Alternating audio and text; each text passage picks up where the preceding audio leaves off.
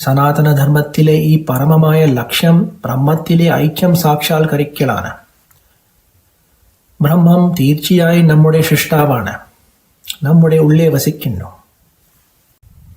പരമമായ അവബോധത്തോടെയുള്ള ശൂന്യതയാണ് ബ്രഹ്മം. സ്വയം വിവരിക്കാൻ ഉപയോഗിക്കാവുന്ന ഗുണങ്ങൾ ഒന്നുമില്ല, എന്നാൽ വിവരിക്കാൻ കഴിയുന്നതെല്ലാം അത് പ്രകടിപ്പിക്കുന്നു. ബ്രഹ്മത്തിന്റെ ഈ ശൂന്യതയിൽ നിന്നാണ് പ്രപഞ്ചം മുഴുവൻ ഉത്ഭവിക്കുന്നത്. ഈ ബ്രഹ്മം എല്ലായിടത്തും പ്രകടമാണ്. അത് ഭൗതിക ലോകത്ത് അപരാപ്രാകൃതിയായും മനസ്സിൽ പരാപ്രാകൃതിയായും പ്രകടമാകുന്നു.